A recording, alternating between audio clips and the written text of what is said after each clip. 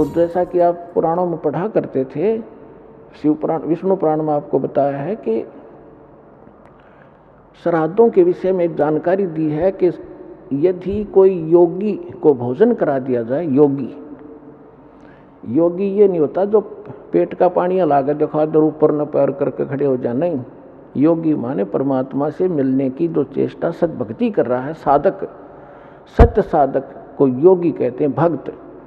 तो जो एक भक्त को भोजन करा दिया जाए तो 1000 जो ब्राह्मण बुला रखे हो ना सारा आदमी जीवने के लिए, उनका भी उद्धार करे और यजमान का भी करे और उन पितरों का भी करे जिसके लिए तुम प्रयत्न कर रहे हो। और यहाँ आप सारे योगी हो और यहाँ जो आपके निमित्त दान होता है, फिर आपको भोजन भंडारा होता है, तो इससे आपका भी उद्धार, आपके पितरों तक का भी उद्धार हो जाएगा। तो आपके द्वारा जो दिया गया दान है आपको यहाँ सफल करेगा।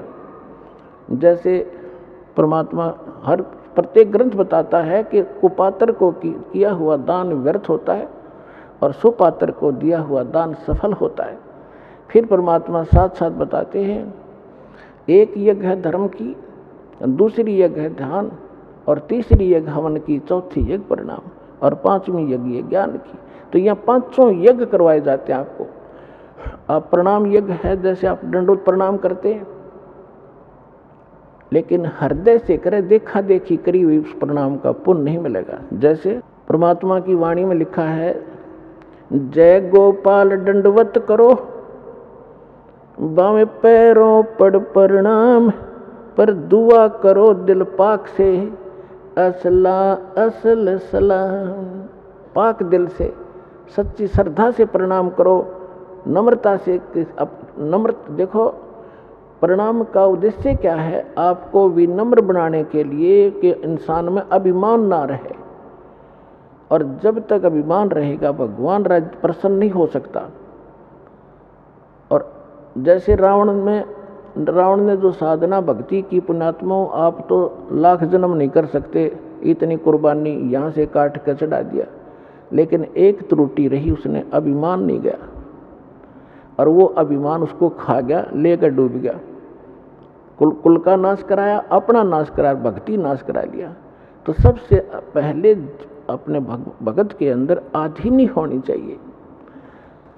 एक प्रमाण बताया है परमात्मा ने, एक उदाहरण दिया है। एक अजाजील नाम का भक्त था, साधक था। अब जैसा हमने गुरु मिलते हैं, हम उन गुरुओं को कंप्लीट मान के, संपूर्ण मान के उसके आदेश का पालन कर लेते हैं। जीव की तो इतना ही काम होता है श्रद्धालु का। अब इन्होंने क्या कर रखा है कि राम नाम की गाड़ी की ब्रेन में टिक रखी है। किसी ने एक पहिया ले रखा है व्हील, उसको घुमा रखा है, जाइए राम नाम की गाड़ी, तुम भी दिखाओ इसको। किसी ने एक स्टीयरिंग ले रखा कि यार राम नाम की गाड़ी है। अब जैसे कोई हवन करते फिरते हैं, कहते यह भक्ति है। कोई सुबह शाम के नित्य-नेम कर लेते, छोटे मोटे गीता का, कोई वेदों का, कोई कहते यही भक्ति है। ये सारी मिला के भक्ति बना है। तो उसको एक पहिया दे रखा था उसके गुरु ने कि बेटा प्रणाम करा कर, और प्रणाम करने से तेरा स्वर्ग में वास हो जाए। क्योंकि ये जो यज्ञ हैं, जब तक हमें सत्साधना न मिलती है, स्वर्ग तक की साधना है। लेकिन हम इन यज्ञों को स्वर्ग के लिए नहीं, अपने मोक्ष के लिए प्रयोग करेंगे। हम जिसका हमारे ऊपर कर्जा है उनको ये पकड़ा देंगे कि आप अपना ये ऋण पकड़ो, हमने तुम्हारे लोक में वो रेस्टोरेंट नहीं चाहिए, हम आगे को चलने वाले हैं। उस अजाजील ने अपने जीवन काल में, पहले लाखों वर्षों की आयु होती थी, 1 अरब प्रणाम की, दंडवत प्रणाम लेट लेट के। और जब वो ऊपर गया, विष्णु जी को इष्ट मानता था, विष्णु जी के लोक में गया। अपने आत्मा जो भी क्रियाएं आप यहाँ कर रहे हो, जैसा भाव आपका है, आपकी भी ऐसी परीक्षा होगी त्रिकुटी पर जाके। और जैसी श्रद्धा आपकी इस दास के प्रति यहाँ होगी, ऐसी वहाँ होगी, तो वहाँ परमात्मा आपको इस दास के रूप में मिलेगा।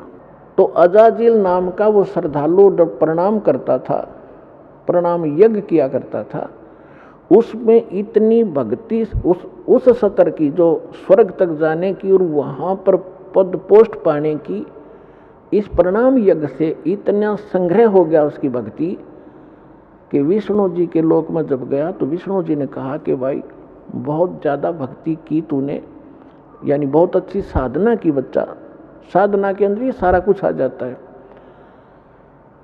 तो उसने कहा जी हाँ साधना खूब की, 11 अरब बंदगी कर रखी मैंने। तो विष्णु जी ने कहा कि अभी तेरे अंदर तो बड़ी सिद्धि भी आ गई है। अच्छा जी हाँ, एक बच्चा बना दे, एक लड़का उत्पन्न कर।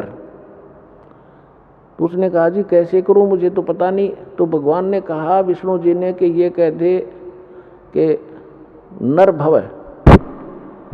उसने ऐसे कह दिया नर भव, एक जवान लड़का सामने खड़ा हो गया। तो भगवान विष्णु ने कहा कि ये तेरे वचन से उत्पन्न है और ये तेरा पुत्र हो गया, वचन का पुत्र हो गया। बोला अच्छा ठीक है, और खुश हो गया कि देख मेरे में कितनी शक्ति होगी।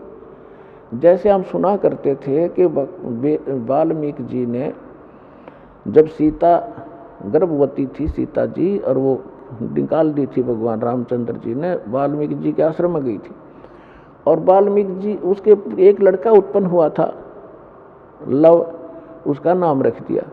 फिर काफ़ी लंबी कहानी तो आपने सब ने पता है। फिर वाल्मीकि जी ने एक लड़का कुश से बना दिया था अपने वचन से।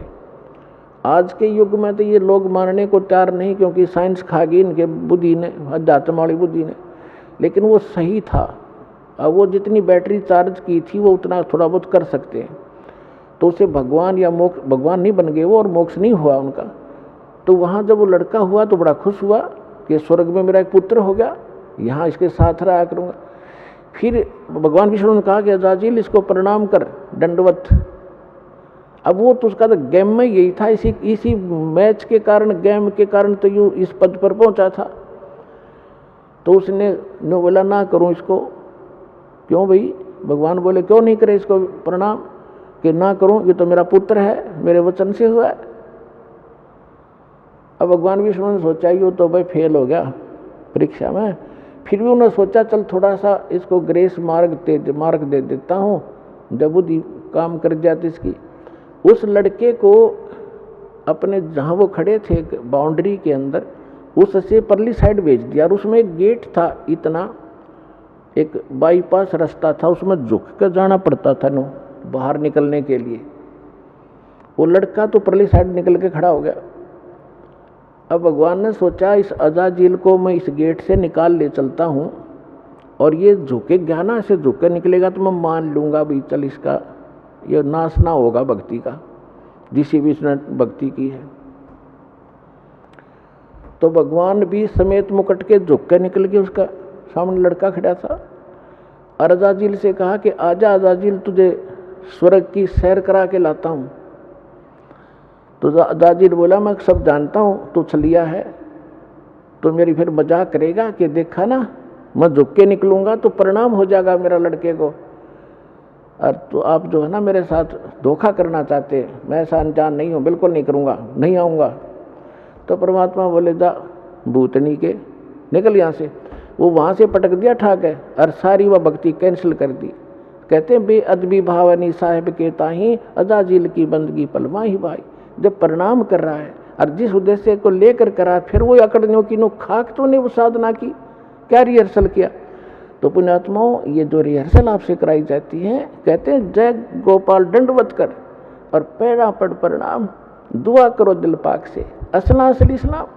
तो इस प्रकार आपको यहाँ जो रिहर्सल कराई जाती है, जो ज्ञान दिया जाता है, ये आपके इस भक्ति रूपी सफर में कदम कदम पर आपका काम आओगा। और ये प्लस और माइनस, ये फॉल पॉइंट आपको बताए जाते हैं ताकि आप इस भक्ति को नाश ना कर लो। कहते हैं जैसे माता गर्भ को रखे यत्न बनाए, ठेस लगे ते क्षण होवे तेरी ऐसे भक्ति जावे। आए है